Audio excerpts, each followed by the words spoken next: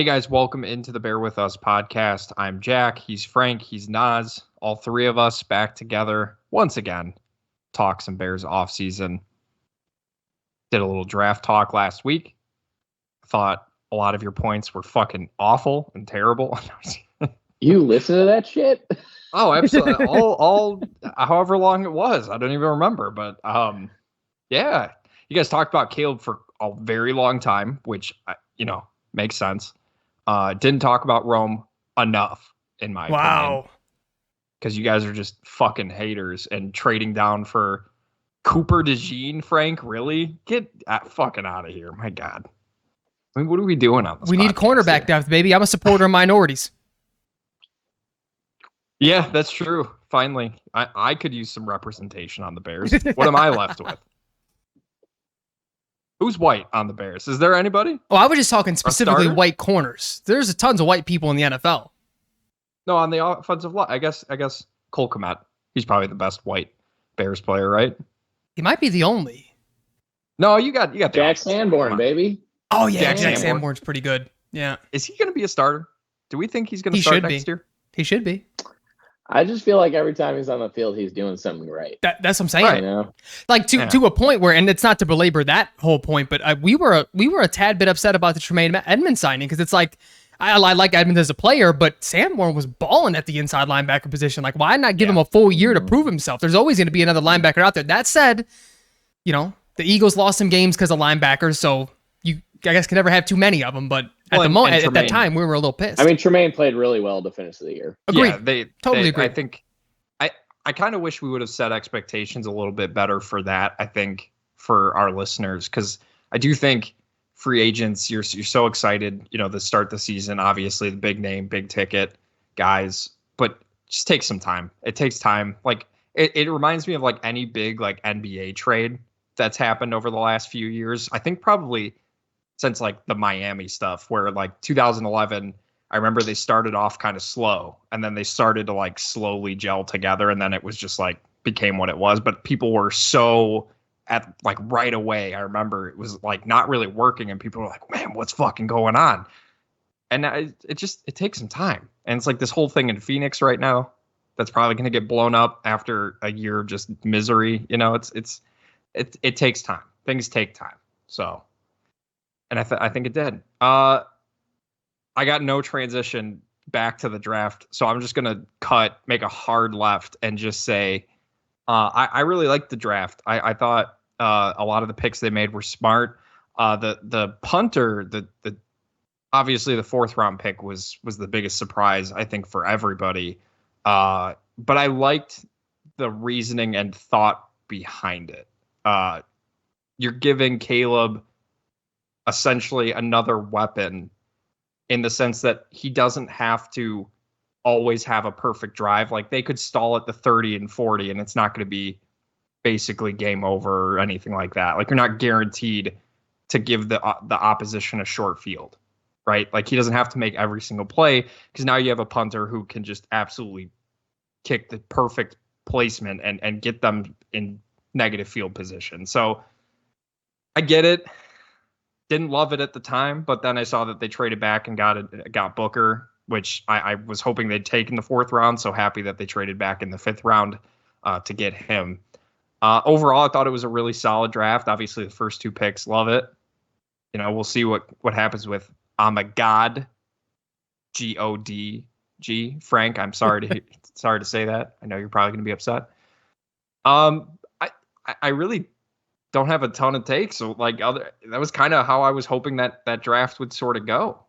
Can I then introduce, because I think it's all tied in, because I think the punter pick ties into the whole new kickoff rule, because correct me if I'm wrong, but they're punting now instead of kicking on the kickoff. I think that played a decent amount into it. But then that goes in. I think more so you can do different things. Like even if they're not necessarily punting, you can still do, you can have a specialist now as opposed to just a kickoff, like the guy with the strongest leg. Like if you have someone who can sort of aim, right? Like in Madden, you got that little bar going, right? And that's sort of my whole point is I think we're gonna start seeing if they especially if they keep that kickoff rule, in place, we're going to see some potentially like more shocking things in the draft and free agency and whatnot, because that's really going to control the game. Even not just with kickers, but like with return people as well. And that's sort of the segue that I wanted to get into, is that the Bears did sign a return specialist, Ian Wheeler. And, signing an undrafted guy normally is like, okay, another waiver.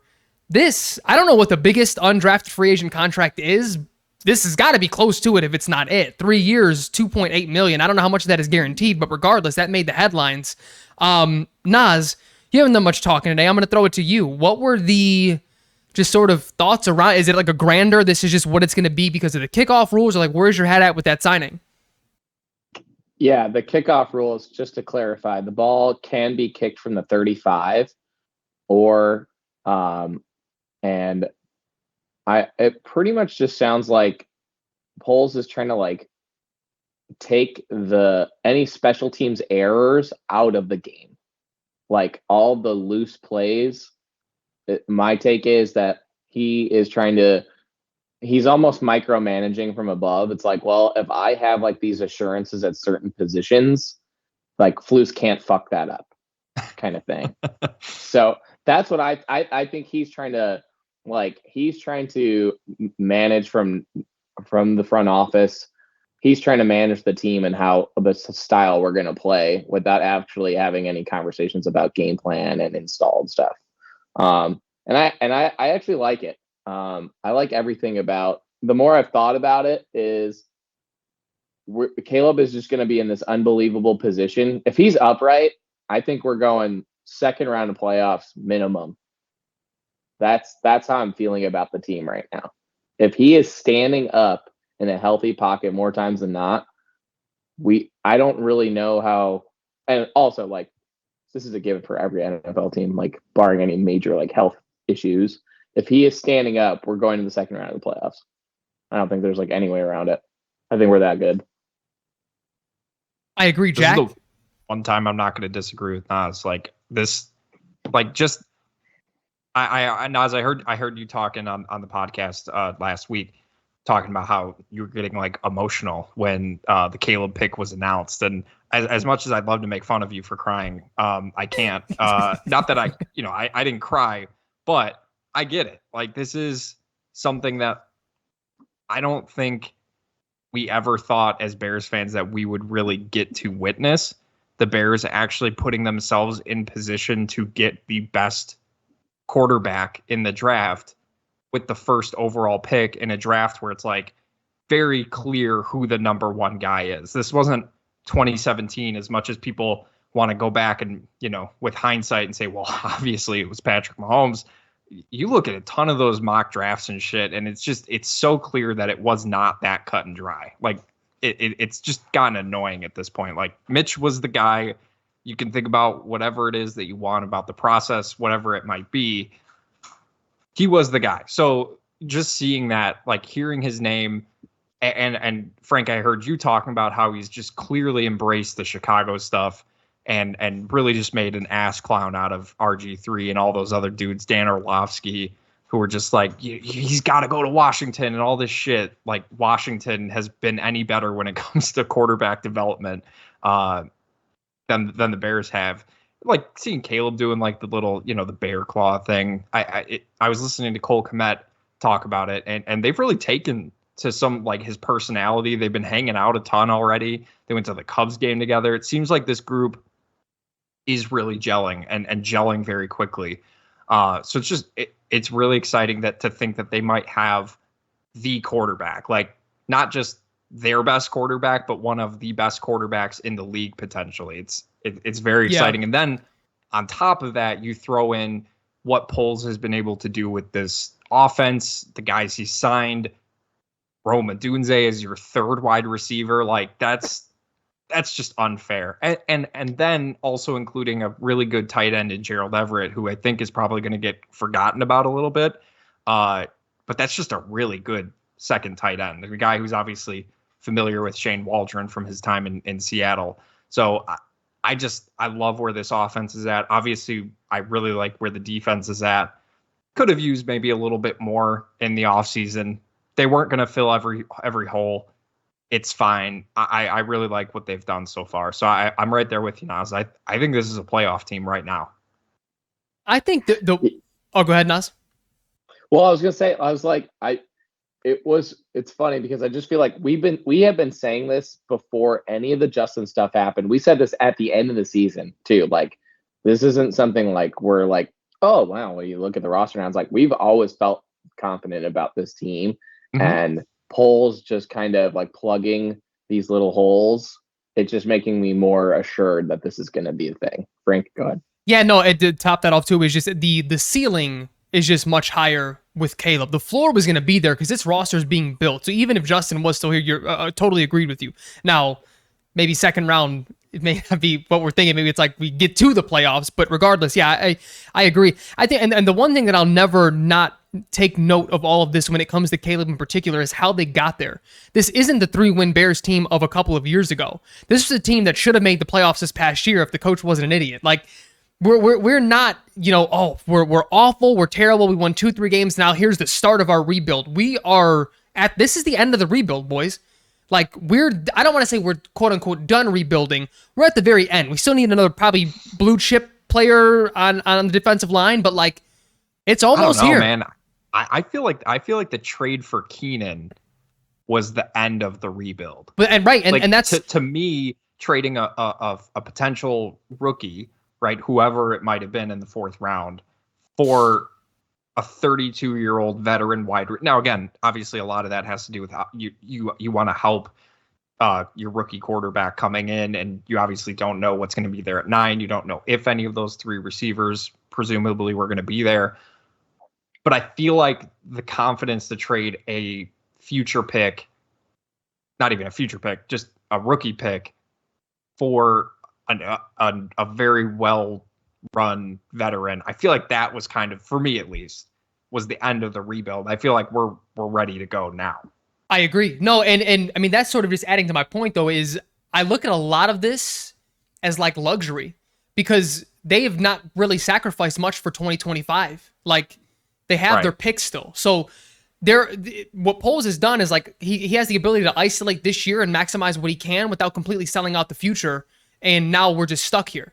Like and that's why like even the punter didn't do much for me because like that was like we didn't have a 5th round pick, and he felt like that's the weakest part of our team at this moment was punter, which all stats by all means were saying a lot of that.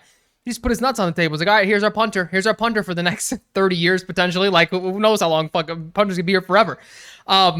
So yeah, this is such a, you can peel back every single layer and see how unique of a situation this is, from getting the best quarterback prospect in X amount of years, from how they got him to the situation that he's going into, to the other signings, the other things that are happening. It's brilliant because you look around, like, I mean, look at this receiving core, potentially the best trio in the whole league. And it's not like, if Keenan leaves next year, we have another 1st round pick that you can potentially get another receiver. I mean, there's so many things that you can do with all of this that you're just not pigeonholed into one thing. Now, let's just say they fuck around and win the Super Bowl or something. Now you could just re-sign guys and say, let's run it right back. We don't have to sacrifice any of our 2025 picks. We got all them. We'll continue to raise that floor and maybe even higher the ceiling. But it's like, this is an insane situation to be in. The only other thing that we've experienced this with, we're all Cubs fans here, is Theo Epstein building through the farm the way that he did. There's nothing else that comes to mind to me that way, because you think about like Keenan could be our John Lester.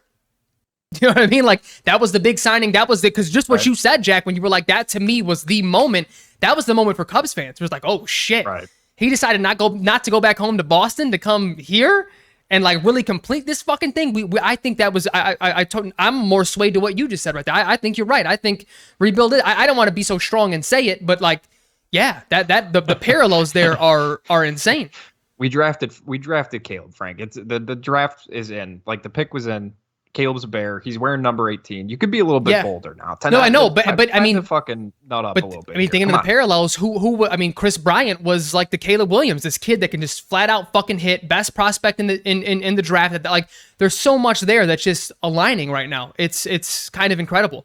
I don't exactly remember where I wanted the point to go, because we're just like glazing Caleb right now, which we're gonna do all off season anyway.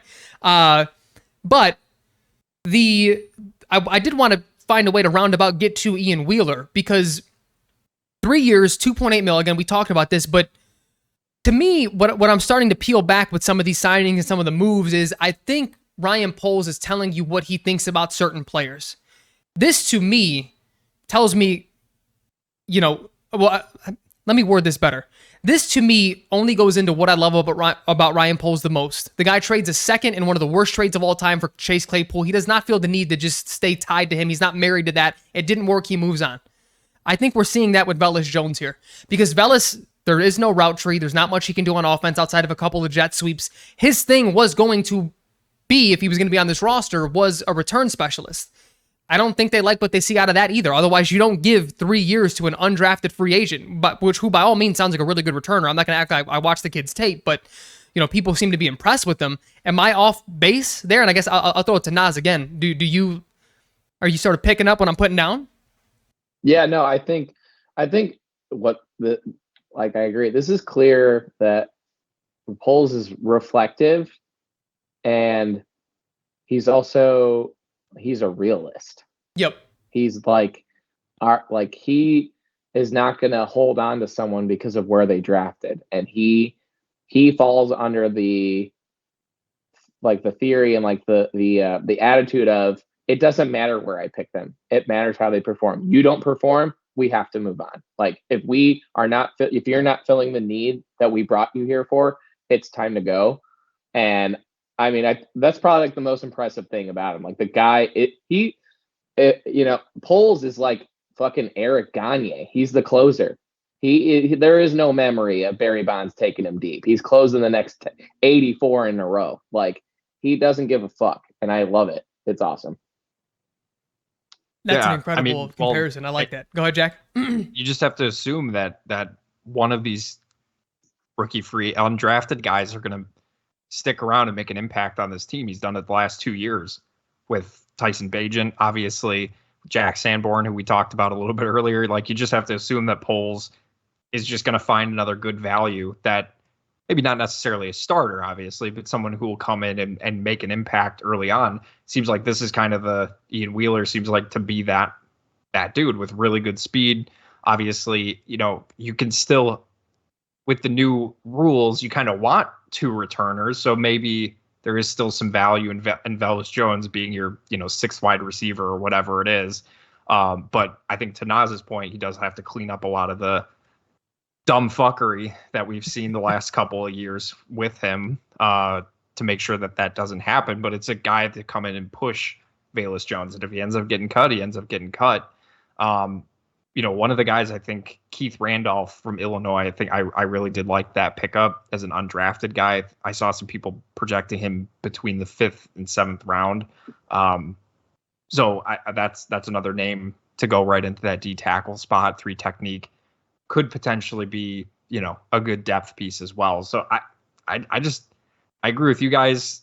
Poles just does his own thing, and it's just kind of refreshing to have seemingly one of the smartest GMs in the league for the Bears. That doesn't really happen very often. But I was just laughing when Naz was talking about, Poles is if you're not performing, we got to get you up out of here. And I'm just thinking, because I know Naz's biggest issue has been obviously the retaining of Matt Eberflus, and it's how far will that extend? What does that leash look like for Matt Eberflus? If this thing doesn't work this year, and there's still a lot of what we saw last year, I'm still just kind of curious what that is going to look like. Because we can't just it's very easy to get excited about this offense, obviously, and how good the defense played at the end of last year. They weren't playing a ton of good teams at the end of last year as well. Whatever, it is what it is. You play who you play. Those 3 losses, man, we can't see any of that. Yeah. Any of that this year. Is there a world, though, and this isn't to push back at all, just something to think about. And I'm certainly not implying that Eberflus did that on purpose. I don't even think if he tried to do it again, you probably win at least one of those games. That's how hard it was to lose all 3 of those games. Right. But what I'm saying is there a world in which they win all 3 of those games? Justin has a fucking crazy, because he's so athletic, game, and we win a playoff game, and we're in a Daniel Jones situation.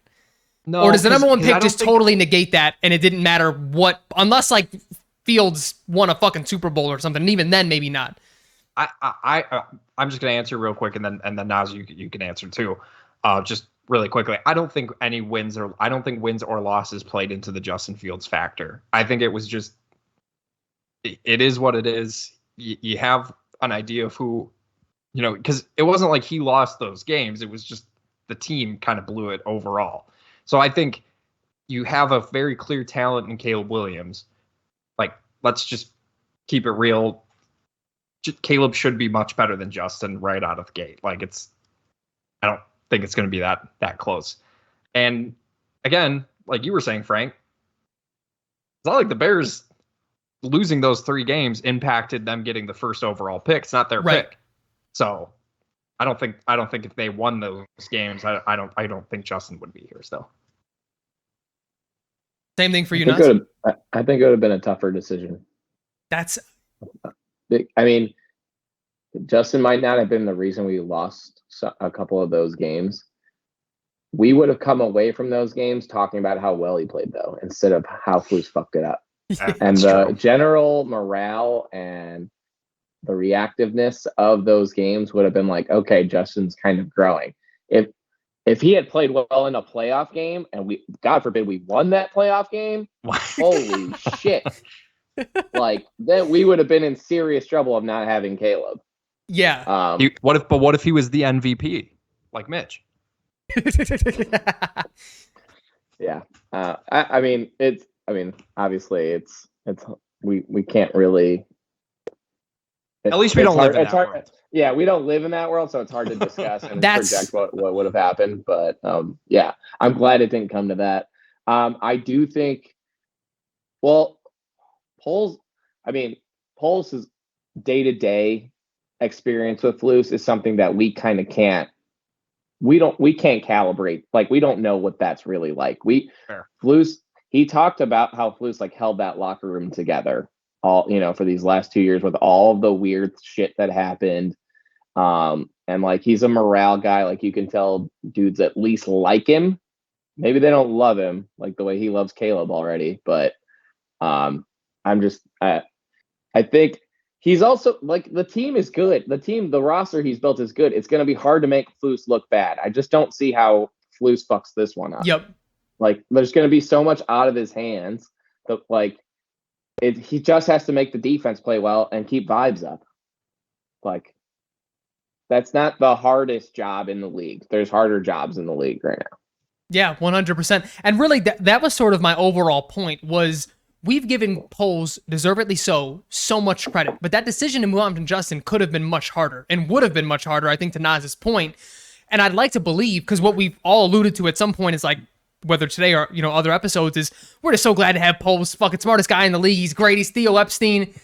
But that decision could have made us look a little bit different at him if he, does the Daniel Jones red pill contract type of situation. So I'm with y'all. I'm glad we didn't have to live that and witness it firsthand. But part of me does look back and like, it may have been a good thing that we lost him. Now we have to deal with what that means with Eberflus being the coach still, but regardless, it's definitely a thing. Fellas, are we ready? Because I know the main topic today was just to get into some potential free agents that are out there that the Bears would be interested in. Any other thoughts before we dive into that? Not for me. I love the draft. I thought it was a very good draft. This season's feeling like 2015 Cubs. Like, this is where like, yep, the target's not quite on our back yet, and we're gonna be a nice story. We're gonna play really well. We'll probably upset somebody in the playoffs, and then I'm seeing this as like a 2-year window before we are like legit contenders. Like, don't fuck with us kind of thing. This is gonna be an all vibes year. That's my vibe right now. Oh yeah, and it would go. I would like to see. No, I was just gonna say I would like to see Keenan. I would like to see him want to come back to this offense. Like, depending on how this year goes, enough targets, offense works, all that good stuff, and maybe at a discounted rate. I would love to see him want to come back, because I think that could obviously help, and we'll see how he plays, of course, but that'd be ideal. I would even argue, fellas, and this is if he's like super washed this year. You obviously have the right to change my mind, but I would almost want him to retire as a Bear if he doesn't lose like crazy amount. I mean, but what if he's like Adam Thielen right now? Like he's still a serviceable player. We don't need him to be the second best receiver on the team, and especially in the next 2 years, that's going to be Rome. Like we get a guy, a savvy slot dude for the last 3 years of his career. Who the fuck says no to that? You know what I mean? Like I would be all in on something. I also think that would really tell you what they think about Tyler Scott at that point, which I kind of want to get to a little bit later today. But yeah, I mean, I wouldn't be opposed to it. But what I was going to say in response to Nas before we get into this is it would be totally parallel if then we beat the Packers in the playoffs like the Cubs beat the Cardinals in the playoffs. That would be fucking would really incredible. love it. Would really love it. Or like the last week of the season, we knocked the Packers out of playoff contention. Ooh, yeah, that would be hot. I'd love it. It would be incredible. All right, fellas. So let's sort of dive in here. This exercise wasn't meant to like, and I said this off before we started recording to those listening, was like, I wasn't fucking looking at practice squad dudes from last year thinking who could be our third string, 3 tech and who could be our fourth safety. Like it was more of like, here are some names that are still out here. There's some holes that the Bears still have. Maybe we just kick the tires. And one actually, when I continue to look into it, I think makes the most sense on a multitude of levels. You all may feel differently, and that's what we're here for. But Calais Campbell, to me, is a guy. I know he's old. That was yours. Oh my god! Nas? I was gonna say phenomenal. Calais Campbell, bro. we're in lockstep. But let me tell you why, and I'll throw it to you, and then Jack, you can add in your thoughts as well. Where we're at right now on the defensive line is we still need another defensive end, right? That's I think as clear as day. I don't think Walker is ever gonna be a dude on the opposite of Montez Sweat. He's a solid rotational guy, but I think Calais Campbell gives you another rotational dude, but as he's gotten older and a little bit pudgier, he's playing a little bit of interior as well. It adds a little bit more flexibility to what you can do on defense. You think of those NASCAR packages on third down. I mean, that would be awesome to have him on the interior with someone like Pickens or Dexter. I think the pushback is just his age, but again, that only adds. We need stop. We need stopgap guys right now. We're not going to find anyone at this stage of the game of someone who's going to be a 4-year, 5-year contract. His whole situation to me is perfect, from his versatility to it's going to be a 1-year contract for probably like what Ngakoue got last year, if not less than that. He's 37, 38. Like that to me just feels like glove in hand right there. So I'll talk, Nas, I know you probably agree with a good amount, but what were you thinking when you thought of Calais? I mean, there's nothing wrong with taking a flyer on some of these older dudes. Like I'm between him. I think him or Fletcher Cox were like, we need to take a run at those guys and see where they're at. They've proven to be really productive. D-line depth. You need D-line depth. It's not 4 guys. The best D-lines in the league, minus the one with Aaron Donald, usually have 6 to 8 dudes that they rotate through. And for Fluce's defense to work, that's what we want, something dominant like that. So I was thinking D-line, and Calais was number 1 on my list of a guy that I'd like to take a flyer on for not a lot of money. Jack? Yeah, I mean, Frank, you talked about his age. I think he's 37, going to be 38 in this upcoming season, but he still had 6.5 sacks last year, in his age 37 season. It's not bad. There were a couple other names if you want to go a little bit younger, if age is a little more concerning. On the defensive line that I was also taking a look at, maybe a guy like Carl Lawson, who's going to be 29. Maybe he's looking for a little bit longer of a deal, maybe some more money, so maybe you don't want to go that route. But then you also have the Nigerian nightmare, Emmanuel Ogba. He played a little D-tackle last year as well in his time in Miami. So if you're looking for some line versatility, that could be the route you go to. Yeah, he's got a fun nickname. He does. I saw Carl Lawson. I know he's still he has that lingering Achilles. I don't know if it was last season or the season before. That was what scared me. He only played 6 games last year. Yeah, he only played 6 games last year. That was what scared me away a little bit. Ogba, I just it was tough because I didn't know how much. I know the sentiment was not knowing the style of defense that Miami ran, and I know Vic was there last year. Maybe he just didn't fit what he had going, but that would be a little tough to sell me on that one. I think just what you brought up, Calais is he's old, but he's still productive. 1-year deal, no more, very productive. Yeah, no strings attached type of thing. The name that I saw as well that I kind of liked, who he may not fit in Fluce's system, but in terms of age and maybe you take a flyer on to C would be Bud Dupree. He had a solid season last year with Atlanta, but again, that was a 3-4 outside linebacker. That doesn't always translate to a hand in the dirt type of guy. Sometimes it does, but that was another one that I thought just maybe. I'm just gonna go back real quick to Naz's because he brought up Fletcher Cox, just in terms of like playoff experience, what he would be bringing, and obviously it would be kind of a ring chasing scenario because he's getting a little bit older, but just the experience that he's had at such a high level too. I think that would be an awesome addition to that defensive line. And again, I don't think he will be that expensive, again, based off kind of his age and sort of his dip in production. I think he'd be a very nice addition to that defensive line. I agree. You know what's so funny about being a sports fan when we talk about people's contracts is like, it'd be like only $6 million. If someone gave me $6 million right now, I'd retire from my job and put my all into this podcast and streaming. Like, it's so funny. And it's, it's not. 1 year, $6 million. It's because you're talking in relative. No, I know. I'm just saying, it's just funny how like relativism works that way. Because like to us, that would be incredible. Like that would be insane. But to that's just a low tier veteran contract on a pro sports team. It's always funny to me. It wasn't a poke fun at you, Jack, because I say that all the time too. It's just when you think about it. I take everything super personally. So good. You should. You should, because you wait until training camp's here. And because I have, are y'all ready for the shocker of the century? The one that I thought when I was looking at this free agent list, I didn't realize he was a free agent. I'm absolutely Can I guess? Ready. Go ahead, guess, Nas. David Bakhtiari. Oh no. I like what the offensive line is right now. You talk about smoke screens. Oh yeah, Caleb the Bear Claw. Fuck that. Ryan Tannehill, 3-year deal. $90 million guaranteed. Caleb, you're back. You're backing up one of the best. I'm kidding. I didn't jot his name down. You know what pisses me off about that you saying that is there's somebody out there who is like, hell yeah, like I don't want my rookie starting at all. He needs to learn. He needs to sit and learn. And sit behind a nice grizzled from vet than a guy who hasn't won jack shit in his career. Did you all hear? ESPN 1000 put out this clip. It's about 2-3 minutes on Twitter. This was some months. It was before they drafted Caleb, but it was after they traded Justin. And this dude was just still going to bat. I think you still trade the number one. I really like the kid. I like the D2 kid. I think we can still build around him. And it's like, dude, what? Like, you're right. That's what it reminded me of. But you're right, though. People are nuts. They still want this. He did. I don't know why I'm surprised. I'm not. Yeah.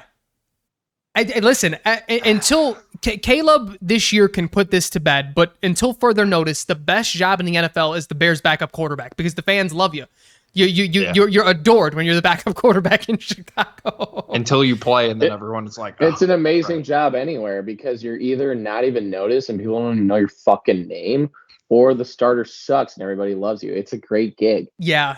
Well, but the other thing is too, is like, it doesn't matter what you do wrong. Like, look at Tommy DeVito. He had 2 solid games and he starts playing like the level that he is. Everyone's like, oh, he's a backup anyway. Come on, throw him a fucking bone. Like, what'd you expect?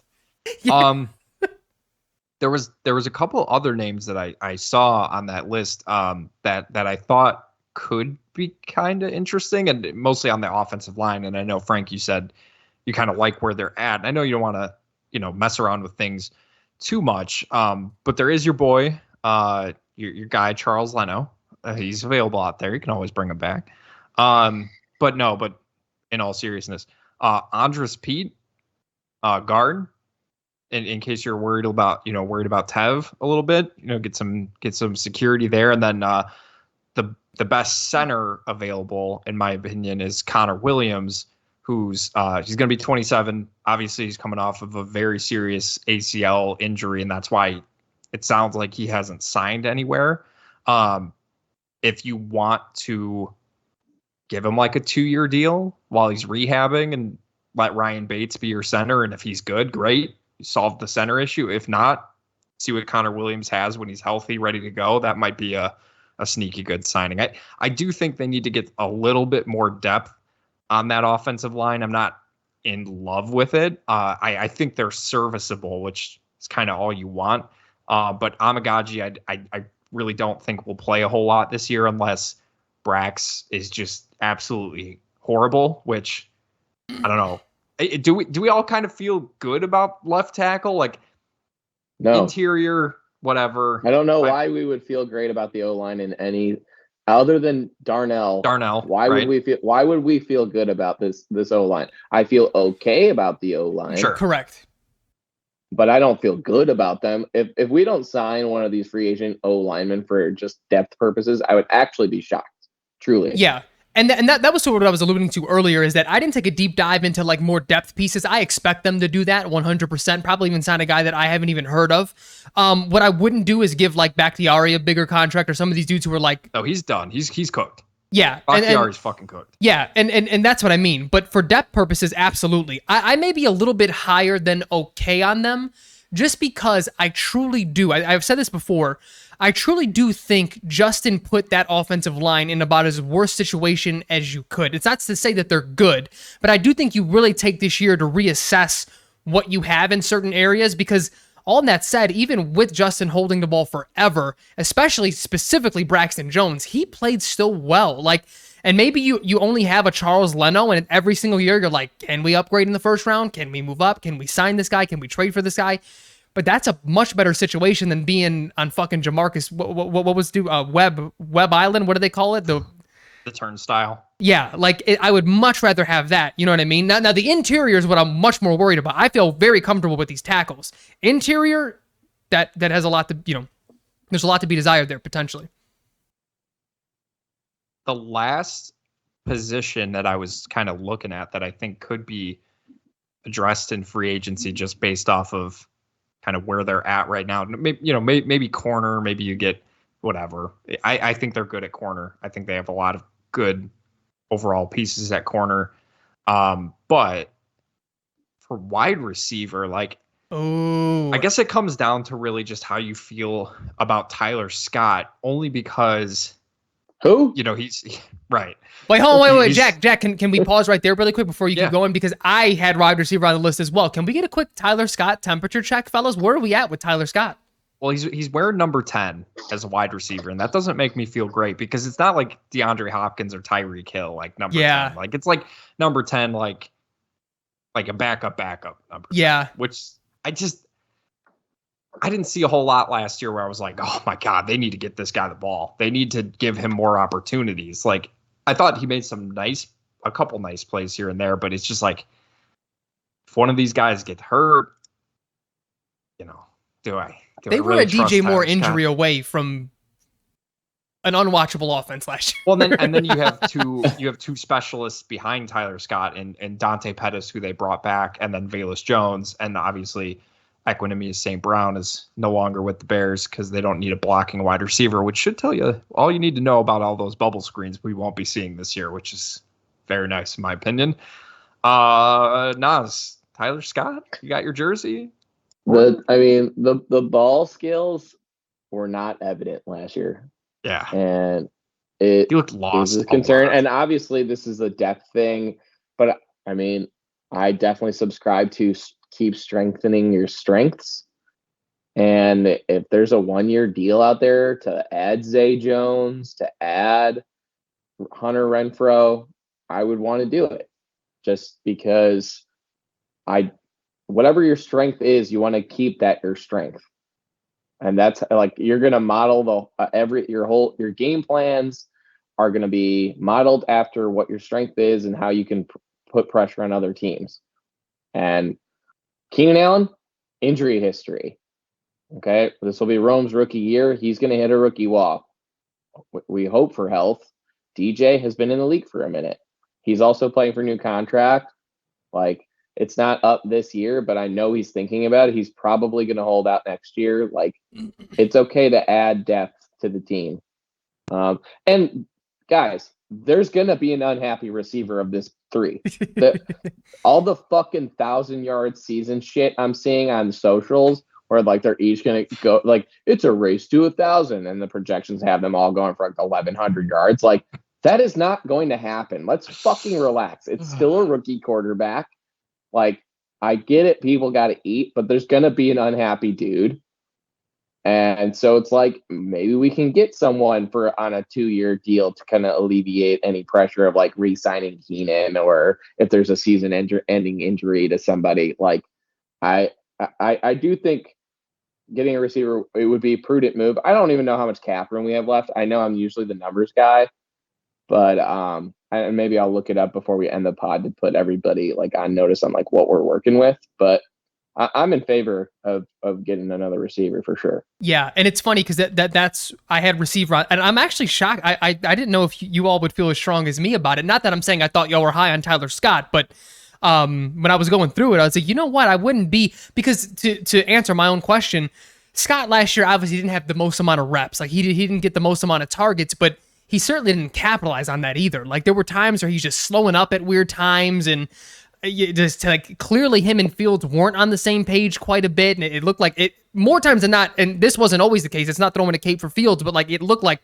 he was in the wrong versus Fields. Like Fields looked to be throwing at a certain point on the field that he just was not at, and it was weird. He didn't play very well. He didn't maximize his opportunities. Hunter Renfrow was a name that I did write down. I had two names written down. Renfrow because he very good slot receiver. I think thinking of Keenan's injury history, that's a guy maybe you want there. I don't know if he wouldn't get as many reps. He may not want to sign here, but for those purposes, it would be good.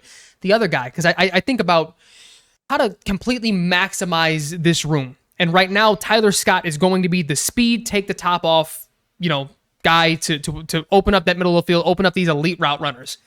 I don't know if I'm even comfortable with him doing that. Like if we were going to have anyone, I'd probably bring back Darnell Mooney to do that, and he's gone.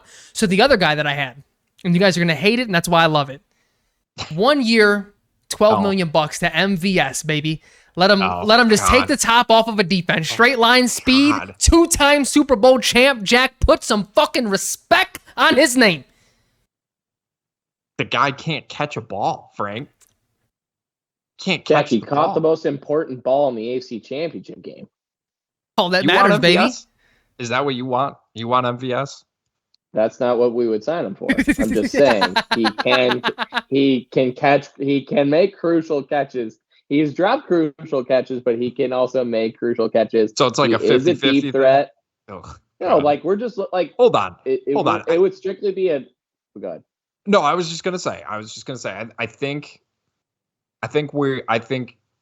while Tyler Scott maybe didn't have the best season last year, I think we're being a little unfair to him because I like the comp to T.Y. Hilton coming out. And I think we can all agree that very rarely were any wide receivers put into good positions last year, whether it was from the quarterback making just not great throws, whether it was the offense that was asking them to do bubble screen after bubble screen after bubble screen versus just not maximizing certain skill sets. I'm not going to say I'm expecting, Tyler Scott to catch 1,000 yards, 5 touchdowns, whatever it might be. But I do think that there is a possibility that if he is put into a better position with a better quarterback throwing the ball, especially a deep ball, which I think we agree that Caleb is more than likely going to be better at than Justin was. Ooh, I don't know. Justin didn't get enough credit for the deep, just the pure deep ball. Justin's deep ball was very good. For him to come in right away and be better at it, he may be, but that was really Justin's biggest strength as a thrower was the deep ball. And that's what I'm saying. I still think Caleb will be better. And that's fair. Right out the gate. Yeah. That's fair. I think Caleb will literally be better at everything else. The deep ball to me is just debatable. That's all. Just the one component. Well, because I think. Yeah, go ahead, Naz. It's not really like Justin's deep ball he was an inconsistent thrower. It might have gotten to the spots, but he was very inconsistent on trajectory and speed. And that fourth down throw to Tyler Scott where Tyler's clearly open and Justin lays it out for him that we argued about on this pod about whether or not Justin should have even made that throw. The reason Tyler doesn't come down with that is because of Justin's inconsistency. He doesn't know where the ball's going to go because every time it came out of Justin's hands, it looked different. That's not going to be the case for Caleb. It's going to be easier to track. It's going to be a more catchable ball. And so I can't believe I'm coming to the defense of Tyler Scott and agreeing with Jack but I think there is a shot that Tyler does redeem himself with a more consistent thrower of the football. But that being said, I do agree that they need to sign at least someone else, whether it is, like you were saying, it would be nice for Zay sure. Jones, Russell. But it's Gage. also like, how many roster spots are we going to commit to receiver? Didn't you Right. also just say we have Dante Pettis and one more other guy?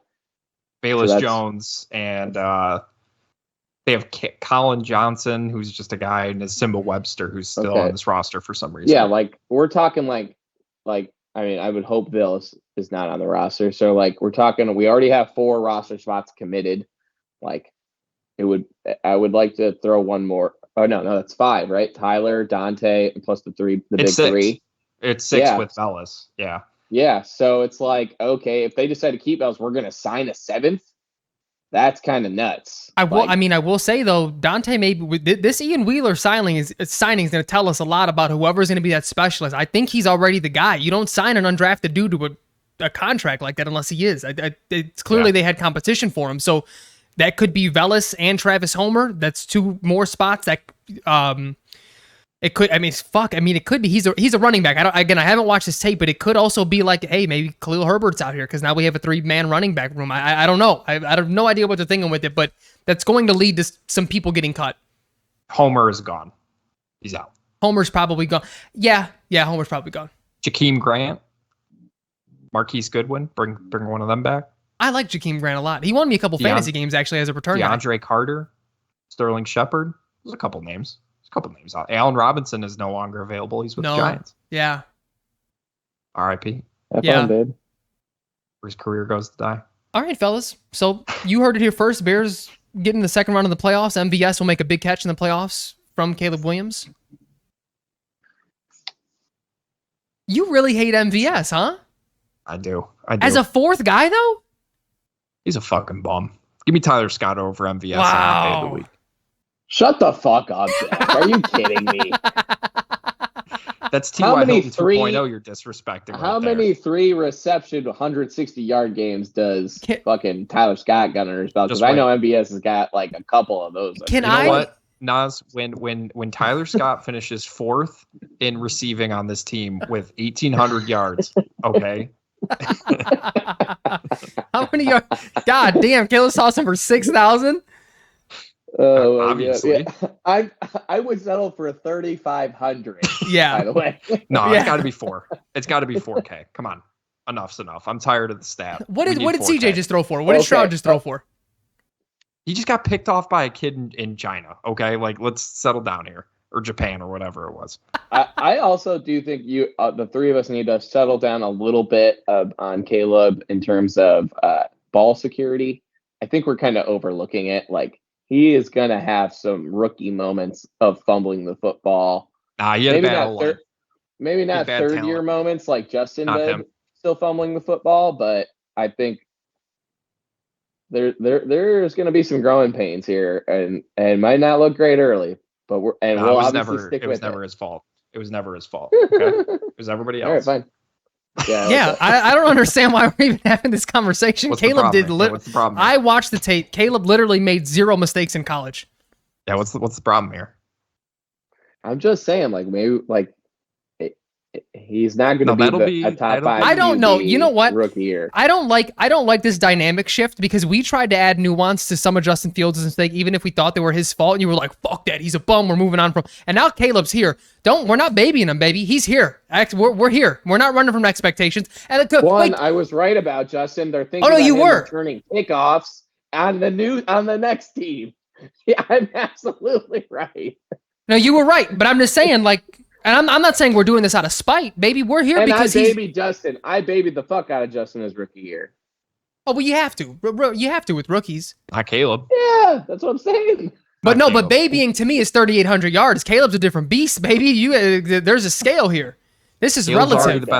Caleb's already the best quarterback in the NFC. Of being a Bears fan, of getting excited about something, and I'm just kind of setting the bar low so I can so when he overachieves, I feel amazing about it. Okay, wait. So that's a perfect thing because I have a friend who I used to do a boxing podcast with. Love the guy. His name is Dennis. Hope you're doing well, Dennis. He may even listen to this podcast. And he's starting to see some odds shift certain ways, and the Bears are definitely a playoff team, headlines, types of vibes, and The AI showing that what you alluded to earlier, Nas, 3 receivers and have 1,000 yards. Listen, forget the nuance and how they get there. Stop. I do this message to all Bears fans. Nas, you triggered this. I'm not necessarily talking to you, but if the shoe fits, stop running from expectations. This thing was built right. You sound like, and I said the same thing. Jack, you remember the Corked Up podcast? We were saying the same thing about the Cubs. Stop it. This is fuck that goat. Fuck your grandpa's feelings. This isn't the same shit. Like, maybe we're a year ahead, and maybe we're letting nuts hang a little bit, but don't hide from it, man. I don't like that, because my thing is, I would much rather this podcast. Say that again. You were hiding just earlier this podcast. But what did I hide from? I don't remember, but you were hiding. And I'm no shot I was. Because you were worried that they were gonna win like 6 games or something like that. On this podcast, you guys need to just calm down a little bit. All right. Caleb's already the best quarterback in the NFC, and he's going to win MVP, and the Bears are going to win the Super Bowl. Okay, that's what I'm talking about. Whoa. Don't run from it. Window. Don't fucking run from it. I won't. They're here. To stop them? He's here. What's to stop them? Please. 49ers, get the fuck out. Dude, if we play the Packers in week 1 and get fucking smacked in the face, there is no scenario where the NFL doesn't have Bears Packers week 1. Why, dude? I know we go on this rant every single year, and we're at like 50 minutes, so we can end it here. But like, why division games in week 1? I hate that shit. I hate it. I'm down with it. I don't give a fuck. It's gonna be in Chicago too. Oh my god! Okay. One last thing on Caleb, and the thing I've been drooling about for him is, you want to talk about like embracing responsibility. This guy is starving for responsibility. He wants it. It's fucking cool to see. He's like, it's not like, oh yeah, I'm the quarterback, like it's my responsibility to like, be the leader of the team. It's like he wants all this shit. Right. And it's fucking cool, dude. And I'm really fucking excited. Yep. I am too. Yeah. 17-0. This has been the Bear With Us podcast. I'm Jack. He's Frank. He's Nas. We really appreciate you guys listening. As always, we'll keep coming back with more off-season episodes. We got a few things lined up. Definitely want to talk through the rankings of NFL trios for wide receiver, because, man, it's hard not to put the Bears top 3, if not top. Oh yeah, there's a new top dog for sure, baby. Yeah, it's going to be a fun conversation. A lot of fun conversations to be had. We do appreciate you listening. As always, thank you guys so much. Talk to you guys next week. Later, Jackie. Later, Nas. Later, boys.